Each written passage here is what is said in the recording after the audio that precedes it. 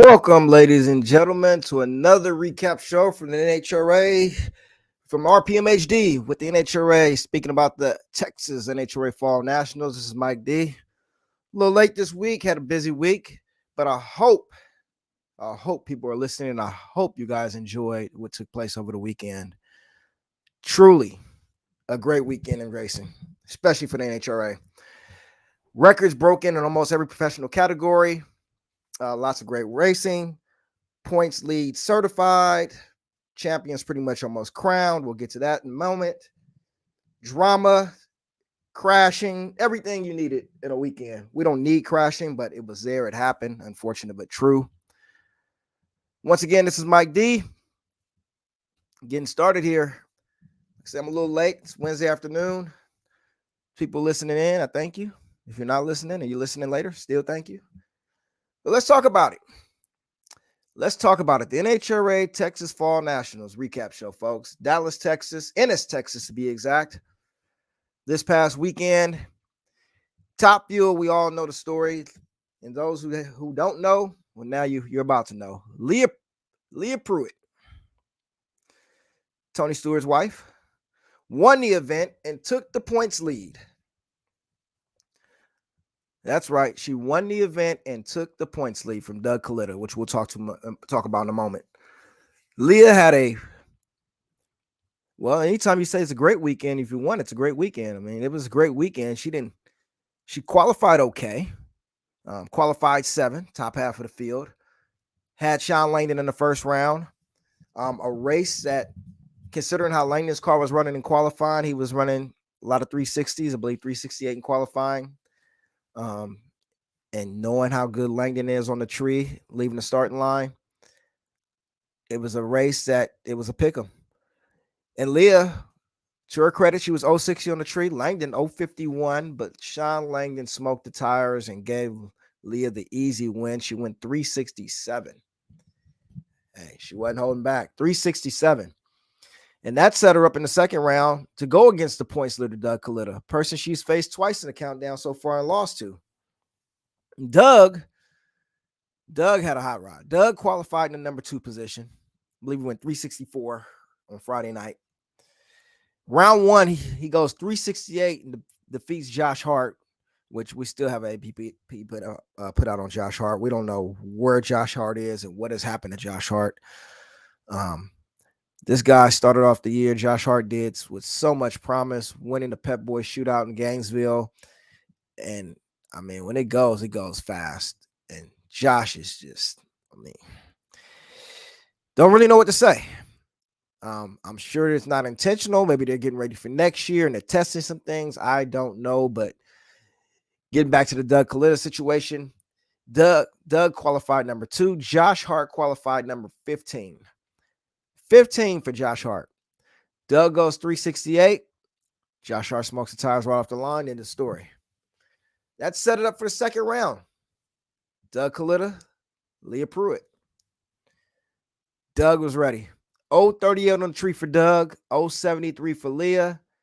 Doug gets out about 300 foot, smokes the tires. Leah goes 369, 331 miles an hour, takes the win. Moves on to the next round where she faced Clay Milliken. Once again, Leah 368. Clay Milliken's struggling 532. Allowed Leah the easy win. Allowed her to cruise to the final round where she went against Steve Torrance. My pick. Yeah, that's Steve Torrance. Leah 368. Steve 366. Leah's 055 on the tree. Steve 082. Great race. Leah gets the win, takes the points lead. What more can she want? What more could you say? Not a big points lead, but hey, it's a lead. By 4 over Doug Coletta. By 4. With that being said, any lead is great this late in the season. Certainly want to congratulate her team, Neil Strasbaugh. for their great performance over the weekend. Taking the points lead. I believe it was their second win this season. Yeah, I believe it was their second win this year. But it was congratulations to that team. Doug Kalita fell short this week, didn't win the race, went out in the second round. He's only 4 points back. He's still in the thick of things. It's virtually a tie. Doug, I'm sure, would have liked to go more rounds. I'm sure if Alan Johnson would have wanted to change some things, he could have changed some things. He would have. He just missed it. They might have loaded up there for Leah in round 2. Like I said, they smoked the tires with a 431 to Leah's 369. Lost the points lead, but they're only out of it by 4. And that's basically nothing. You get 3 points in qualifying if you qualify with the quickest ETA for that session. So they'll be there. We got 2 races left, Vegas and Pomona. It's going to be interesting. Steve Torrance, my pick. He's third in points. 13 points out. Once again, that's nothing. Between Leah, Doug, and Steve, as of right now, the championship is going to be settled between those 3. As of right now, things can change in Vegas. As we've seen throughout this countdown, anything can happen. But as of right now, you got to believe it's going to be Leah, Doug, and Steve. Steve, once again, great weekend, Mr. Consistency. He's been consistent all year. Hasn't won a lot of races like he's done in the past when he's won championships, but he's right there. Round 1, 366 gives rid of Buddy Hall. Buddy Hall, you know what? Shout out to that team, Buddy Hall. 373 in the first round, 324 miles an hour. Kept Steve Torrance honest. Steve goes 366 at 333. Had Steve had any type of a hiccup or blip or anything on the track, Buddy would have taken him and beaten him. That didn't happen. Steve went up the next round and faced Antron Brown. 368 to Antron's 373. Now, if you watch this race, Antron was 042 on the lights to Steve's 376. Antron looked to be ahead at half track. Looked like the motor started eating itself up. Weird flames started flickering. The car slowed down. 311 miles an hour to Steve Torrance's 333 miles an hour. 368 to a 373. You have to believe that if Antron's car didn't hurt itself, he might have very well taken that win. Nevertheless, Steve Torrance got the win, moved on to go against Billy Torrance. And most people would think, if you hadn't watched NHRA racing in a long time or hadn't kept up, that Billy Torrance, who was Steve's father, would lay down. You would think. But if you watch this team over the past few years, there is no laying down. Credit to this team. Steve had a whole lot more to lose than Billy did. Billy could have easily parked it, shut it off, left with a 400 light, anything. They raced head up. 369 for Torrance, 371 for Torrance. How about that? 369 for Steve Torrance, 371 for Billy Torrance. Once again, a great drag race. Billy was off the mark first with an 085. Steve was 096. Side by side down the track. Steve Torrance gets the win over his father in a race that it could have easily gone Steve's way if they played it out that way. But credit to that team for racing heads up. They did not. They gave the fans a show, and they gave the fans what they asked for, an honest drag race. Once again, Steve went to the finals and loses on a hole shot, 366 to a 368, 303 miles an hour, 333 miles an hour for Steve, 330 for Leah. Leah wins the event. Steve doesn't have anything to hang his head about. We are going to Vegas. He's 13 points out of first. You can't really be upset about that. You're pretty much tied. Between Leah, Doug, and Steve, it's within a round. You're tied. It's whoever goes further at this point. So nothing to really be upset about there. Steve Torrance is in a great spot right now. So is Doug Kalita. Leah is in the best spot, leading the points. That was top field for the most part. But we got some other guys in top field. Justin Ashley, remember him? Yeah, most people don't because you haven't heard of him since the countdown started. He won all those Mission Potato Chip points and got all those awards and accolades and honors and hadn't done anything since the countdown started. In fact, he hasn't been past the second round since the countdown has started. That's Justin Ashley we're talking about. Well, guess what, fans? In this race, the Texas NHRA Fall Nationals, he didn't get past the first round. Smoked the tires against Clay Millican. Clay goes 378 at 269. Nothing special. Justin Ashley, 435, 197. Round one loser. Thanks for coming. See ya. You think Justin want to trade that season right now he's having? Saying, I will give away all those potato chip points and all those wins and take all those rounds wins in these final 6 races as opposed to the first several that took place before. I would think that Justin would want to switch this season around if he has to, if he could. As of right now, he's 108 out of first. It's not insurmountable. Anything can happen in Vegas. Technically, he's still alive. Mathematically in it. He's going to have to make some noise in Vegas or it's over. I mean, you're talking Justin Ashley's going to have to at least get to – he's going to need Doug, Leah, and Steve to go out at least by the second round. Good luck with that. And he's going to need to at least make it to the finals just to have a shot in Pomona, to make some noise, to put his name in the hat. Same with Antron Brown. Antron's 5th, 110 back. Antron hasn't had a bad car. We talked about it earlier. Just unfortunate loss to Steve Torrance. Looked like the motor hurt itself. Round one, he beat Austin Prock at 368 at 329. Austin Prock smoked the tires. Unfortunate for that team. Torrance goes to the second round. Antron goes to the second round, goes against Steve Torrance. We talked about it. 373 to Torrance is 368. Just not enough. Looks like the motor hurt itself. Looked like he was actually leading that race until that happened. But Antron's pretty much in the same position as Justin. Needs to at least make the final in Las Vegas. And he needs Leah, Doug, and Steve to go out within the first 2 rounds. Going on to semis would help, but by the second round would definitely, and him winning, him or Justin, would definitely put their name right back in the thick of things. We'll see. Vegas is in a couple weeks. We'll see how it goes. Mike Salinas.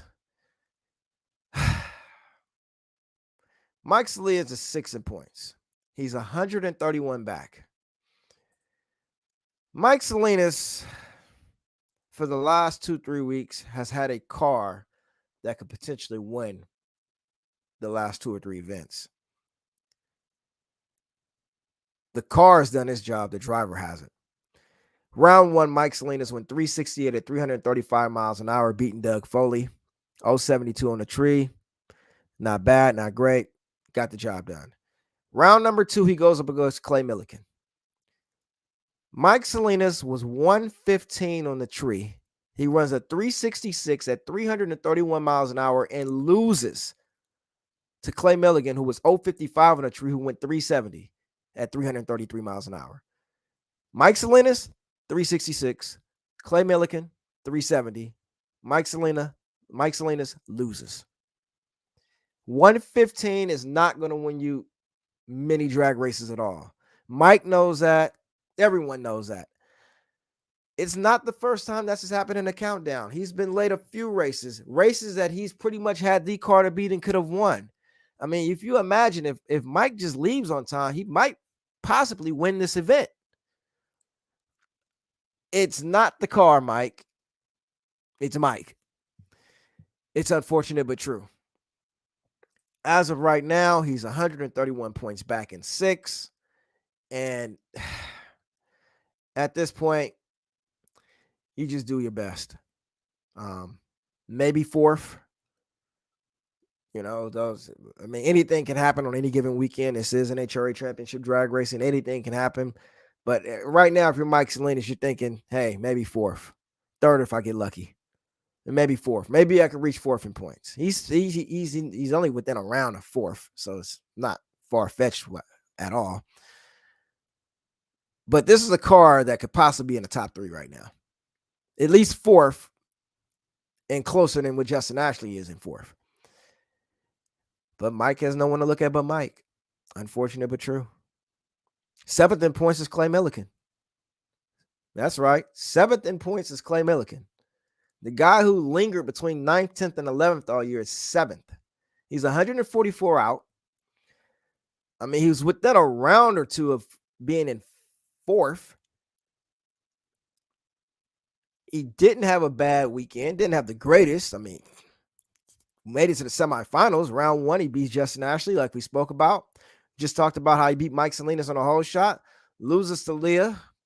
Smokes a tire. Leah goes 368. Clay will take that. It's not a bad weekend. He's won a few races this year. I believe 3. I mean, you're 7th in points. You're within 2 rounds of 4th. Things go right. You can actually find yourself probably in the top 3, probably, maybe. A little far-fetched, but you never know. 7th. That's pretty good. I mean, it's great to see that for Clay and that team. 7th in points. Right there, can possibly get themselves in the top 5. It wouldn't surprise me if that team finished 4th in points the way they've been running. Decent weekend for those guys making it to the semifinals. Brittany Force. She's 8th. If you're Brittany, you're pretty much scraping the number 1 off that wing right now because it's not going to stay there. She's 165 out. She's 8th in points. She goes to the Fall Nationals. Qualifies 4th. And loses in the first round. 467, smoking the tires. Spencer Massey goes 371, puts her on a trailer. Thanks for coming, Brittany. Brittany Force may be the first champion in quite a while to win a championship and then not win a single race the following season. It's happened before. My first person comes to my mind is Bruce Larson, 89. I'm sure it's happened since then, but that's the first one that comes to my mind. Bruce Larson, I believe, won 6 events in 1989 in Funny Car. Didn't win a single race in 1990. Brittany Force might be joining that club. Wins the championship one year, fails to win a single race the next year. Unfortunate but true. Another early round exit. First round gone. Smokes the tires. David Grubnick's, well, whatever new tune-up he's been working on all year, he might want to scrap that thing and go back to last year's because it's far more consistent than this year's. I mean, I heard you got to take a step back before you go forward. But when do you go forward? 2024? We'll see. Because 2023 is over. Scrape that wing off and hand it to somebody up, either Leah, Doug, or Steve, because you ain't going to have it next year. Didn't win a race all year so far. That's not to say she won't win Vegas or Pomona, but up to this point, Brittany Force has not won a race. Championship drag racing. Tony Schumacher, 9th in points, 219 back. You know, Tony's had a good car of recent races, recent events. He's had a pretty good car. I'm sure they're more so looking forward to next year. They seem to have spent this year working on a lot of things, getting things figured out. A little too late, but all in all, you know, they lost first round, qualified 12th. I believe they went 368 or 369 in qualifying. Qualified 12th, smoked the tires against Billy Torrance, who went 366. That was going to be tough to beat anyway in round 1. You know, I look for Tony Schumacher's team to really make some noise next year and be a player. This year seemed like it was just more of a trial and error season for that team, getting things together. Last year was a trial and error season, but they brought in Mike Neff and John Schaefer this year. They kind of changed things around. Really been showing some promise these last few races. I just think that they're more so looking forward to next year and just working on some things for next season. I think that car is going to be a factor come next year. This year, if you ask me, they're just in test mode the rest of the year. Just my opinion. Austin Prock, 10th. The guy last year who accumulated more countdown points than anyone, well, he ain't had much to show for it this year. 219 points back, lost in the first round. This is not the Austin Prock of last year in the countdown, folks. As I just mentioned, he lost to Antron Brown. Antron Brown's not an easy opponent to have on any given day, let alone the first round. Smokes the tires. Brown goes 368. Austin's weekend is done. He joined his teammate Brittany Forrest. They were both on the trailer come round one. Thanks for coming. And that's Top Fuel, folks. Leah wins the event. Congratulations to that team. Tony Stewart Racing. She has a points lead. Vegas is going to be interested in Top Fuel, especially if there's some early losses and Justin, Ashley, and Antron can seek their name in it, and possibly Mike Salinas. We'll see. Halloween weekend, anything can happen. Vegas, baby. Vegas. On to Funny Car. And folks, if there was ever a weekend for this things to go flip-flop, it was this one. Conditions were great. Some of the quickest runs of the year. Bob Tasker qualifies number 1, 382. John Force runs a career best, 382. Robert Height, 383, I believe, qualified with. Matt Hagan, 384. I mean, they were giving away mid to low 380s all weekend. Matt Hagan won the race. But that wasn't so much of the story, because you already kind of know going into these events, it's either going to be Hagan, Tasker, Caps, that or Robert Height. Yeah, those are the 4 you pretty much got to believe are going to win every weekend. Hagan, Tasker, Caps, Height. Chevrolet, Ford, Dodge, Toyota. Well, this particular weekend, Hagan won, but there were a lot of surprises. One was Bob Tasker, who losing in the second round to Tim Wilkerson. Never surprised to lose to Tim Wilkerson. We just didn't expect him to lose in the second round to Tim Wilkerson. Quasi kept, Bob should have been gone in the first round. He had the pedal the car. He went 424 to Jack White's coasting 484. If Jack had any little steam under the hood, Tasker was there for the taking. Tasker wins that round, goes to the next round, loses to Tim Wilkerson, 392. Wilkerson drops a 386. Told you they were giving away mid 380s all weekend. That track was just unbelievable along with the weather. Tasker goes 392. Wilkerson goes 386. Points leader at the time, Tasker, gone. Robert Height. Yeah, that guy. Qualified third. Terry Haddock first round. Figure gimme. Go up there, lay up a soft 390 run. Should take care of Haddock. Nah. Smokes the tires, 427. Haddock goes 426. Height, who was relaxing, 088 on the tree. Haddock, who was geeked up, 038 on the tree. Height loses. 427 to a 426. Gone. Round 1. Thanks for coming. Haddock then went to the next round and lost to J.R. Todd. Well, that wasn't the end of the story.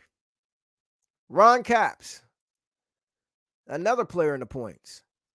He had Alex Laughlin round 1. Once again, you figure he goes up there, lays up a nice soft 390, maybe high 380, gets the win, takes care of business. Smokes the tires. Alex Laughlin gets the win with a 423 and takes care of business. Caps 842, tire smoking run. Pedaled it, couldn't catch Alex Laughlin, who ran a 423. Hazing the tires himself through the lights, through the finish line, that is. Wins the race. So by round 1, Ron Capps and Robert Height were gone. By the second round, Bob Tasker was gone, which really just left Matt Hagan to pick up the pieces. Matt Hagan, round 1, 389. Paul Lee's 501. Round 2, Matt Hagan, 386. Alex Laughlin's 434. Round 3, semifinals. Matt Hagan, 387. Tim Wilkerson goes 389. That was Hagan's closest race of the day. In the finals, Hagan raced a guy named John Force. Yeah, that John Force. 388 to John Force's tire smoking 681. Now, the story with John Force is this: the car ran great in qualifying. It was on a string, low 380s all weekend. You couldn't stop this guy.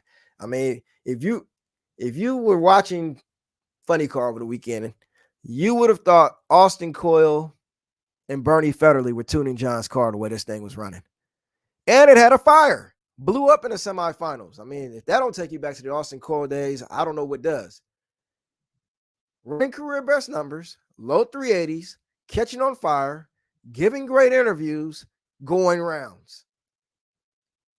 I didn't know, was this 1993 or 2023? But that was John Force on Sunday in eliminations. Round 1, 383. Jeff Deal, 1031. Thanks for coming. Round 2, 384. Cruz Petragon. Yeah, Cruz Petragon. He won a round. John Force lays out Cruz, 384 to Cruz's 388. Force, we talked about that fire. Blew it up, still got the win over JR Todd. 471 to Todd's tire smoking 683. The team thrashed, got the car back together.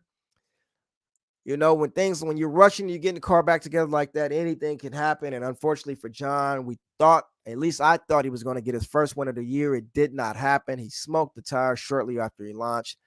681 to Matt Hagan's 388. Still a great weekend for John Force. His best weekend in quite a while. I believe it was only his second final round appearance this year.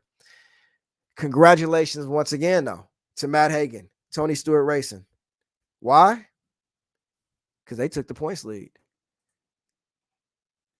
Matt Hagan now has a 36-point lead over Bob Tasca. Took the points lead. So let's rewind. Tony Stewart Racing, he owns one Top Fuel car, one Funny Car. Tony Stewart does. Is leading the points in both Nitro classes. His second year as owner. Credit to Tony Stewart, giving those guys and gals, his wife, his driver Matt Hagan, the equipment they need, and having the patience, especially with Leah's team, having a brand new team put together last season. Credit to Tony Stewart for having the patience and giving these guys all the time and equipment they need to get things done right. And it's certainly showing the fruits of the labor at this moment. Both cars leading the points. Both cars can very well win a championship this year. How strange would that be? We watched Don Schumacher and John Force have all these multi-car teams, and sometimes they double up with championships. Tony Stewart might do it with just one car per class. One Funny Car, one dragster. And he might win a championship and get a double up for both. We'll see. Vegas will be interesting. We talked about Matt Hagan. Congratulations to that team. Bob Tasca. That was not the weekend he wanted. Tough race, losing to Tim Wilkerson. Robert Height. Don't know what happened there. Round 1. Thanks for coming. Along with Ron Capps. John Force. He moved up to 5th in points. I mean, John Force has been laying around 9th and 10th in points all season long. Every once in a while, he might pop in the 8th spot before he goes back down to 9th. And he's 5th. Granted, he's 198 out of first, which is basically 200 points, 2 races. He ain't getting in the championship as far as being a factor come Vegas or Pomona. I mean, it would take the top 4 guys pretty much going out round 1 and John Force winning Vegas to even have a sniff of it in Pomona.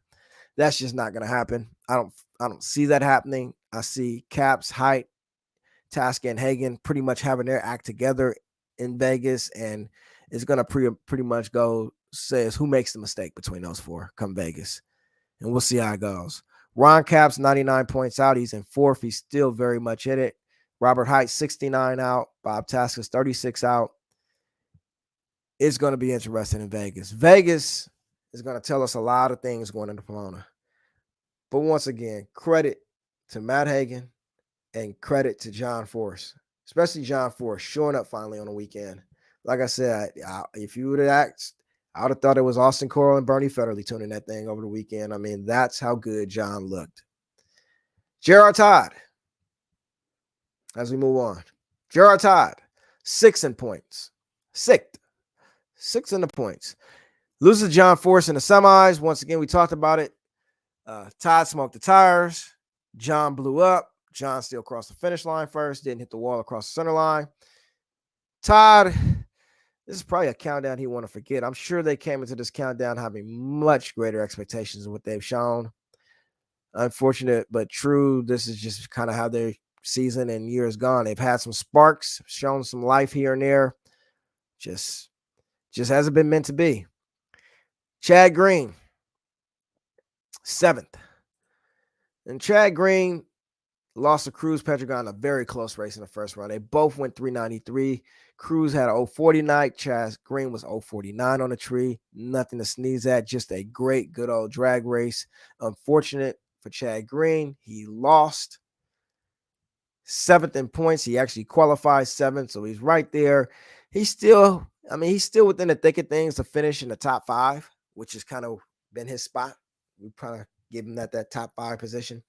We're going to call the 5th spot the Chad Green spot. That's pretty much where he's been all year. He has a chance to get his spot back. He's not that far behind John, only about a round. We'll see how things go. Tim Wilkerson, 8th, 225 points back. At this point, folks, the battle's for 5th. The battle was for 5th. From 5th through 10th, guys are pretty much guys and gals. We'll talk about Alexa DeJoria, are pretty much separated by about 3 rounds. And that's pretty much where the race is for 5th. 1st through 4th is for the championship. 5th through 10th is for 5th. And that's where we are. Speaking of Alexis, well, there wasn't much to speak on. 102 on the tree. Smokes the tires against Tim Wilkerson. Round 1. Thanks for coming. See you in Vegas. Once again, 102 on the tree. Smokes the tires against Tim Wilkerson, who actually didn't run that great, 441, but he was 079 on the tree. Thanks for coming. It's been that year for Alexis. Unfortunate but true. She started off the year actually running very well. I think she had the lowest qualifying or the lowest average ET of any car in the funny car category, but the wheels have just completely fallen off with that team. Unfortunate but true. Meanwhile, Alex Laughlin's probably having one of his best seasons in a fuel car. Well, he hasn't had that many seasons in a fuel car. He's 10th, but he's within 3 rounds of 5th. I mean, can you imagine if Big Jim Dunn and Alex Laughlin finishes 5th in points? It's not far-fetched at all.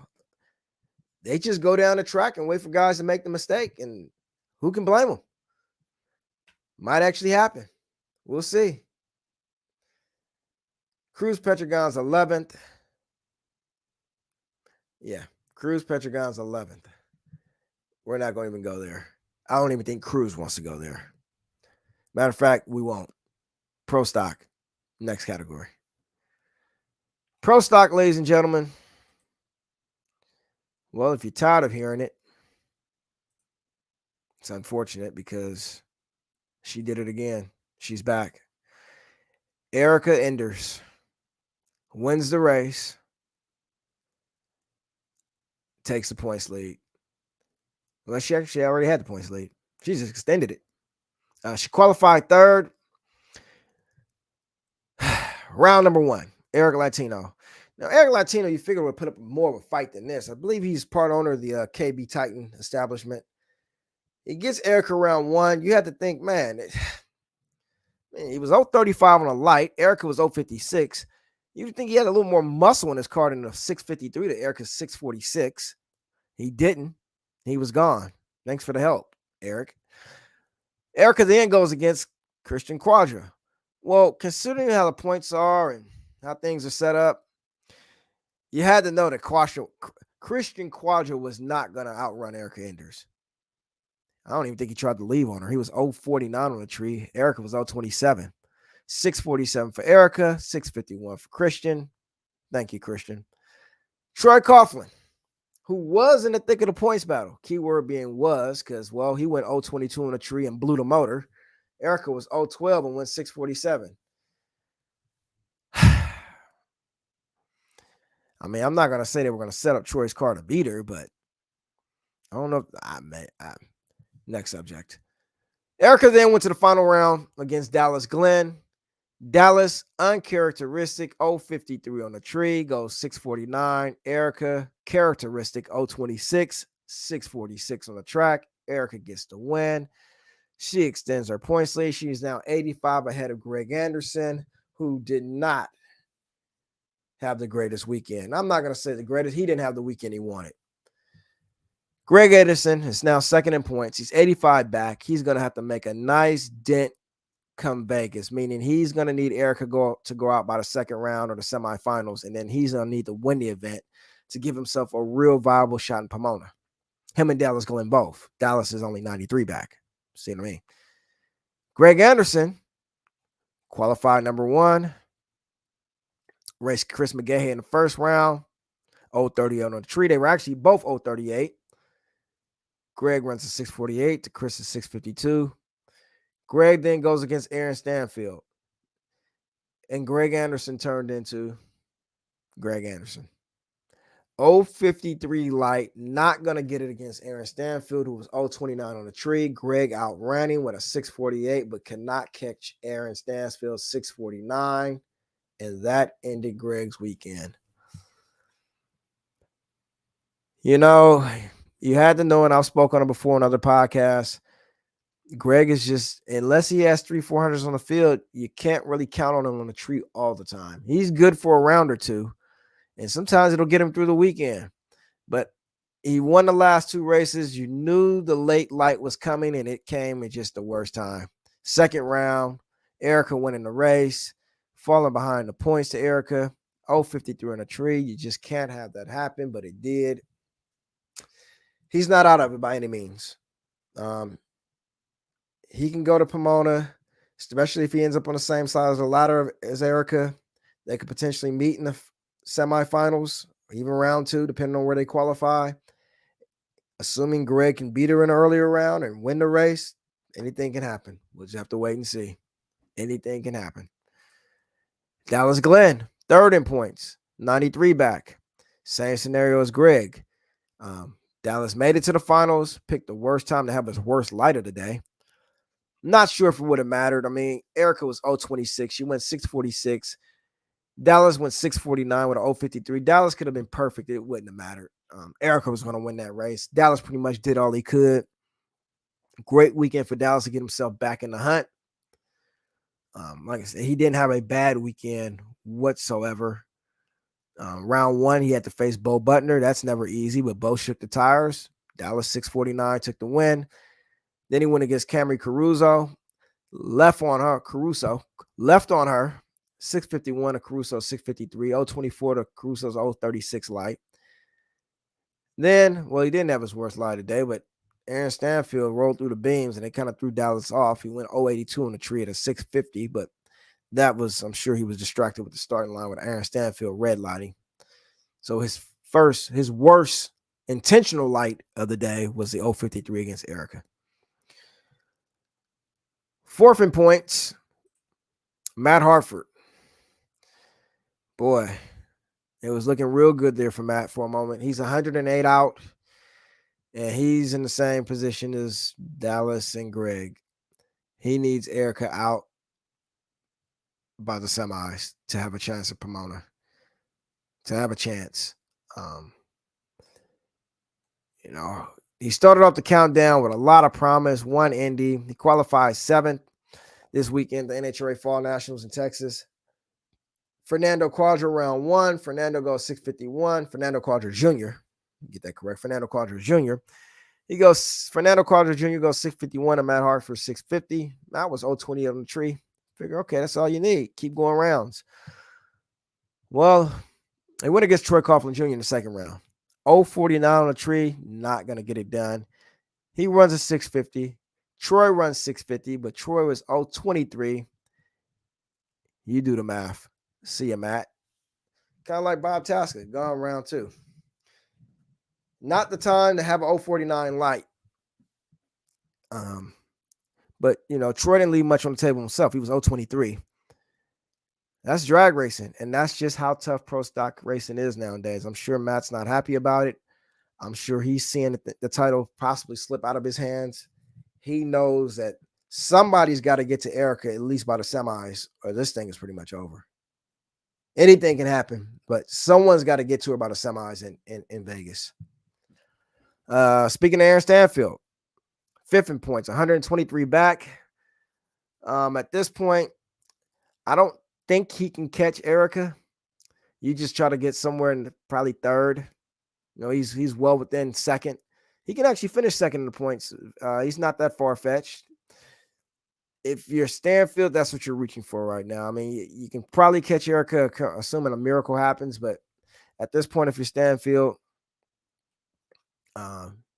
he did his job. He got rid of Greg Anderson in round 2 and gave Erica some breathing room. He beat Kyle Koreski in the first round, a 650 to Kyle Koreski 719. Once again, we talked about it earlier. Whole shot went over Greg Anderson, 649 to a 648.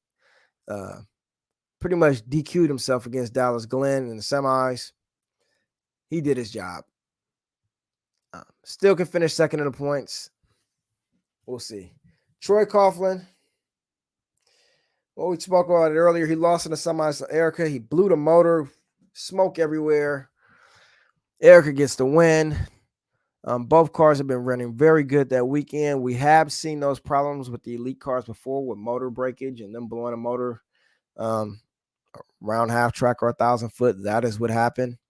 Not sure how it happened or why it happened, but it pretty much ended Troy Coughlin Jr.'s weekend and pretty much his title run. He's 145 back, and he's not going to crawl out of that hole. It's over.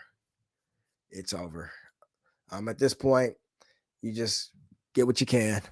If you can get second, but you ain't getting first. That's not happening. Same thing for Derek Kramer. He's 7th in points, 202 points back. Derek had a really good weekend. I believe he collected the money for low ET of the second session of qualifying on Friday night. I believe he went 648 on that run. Round 1, he had Christian Kraja.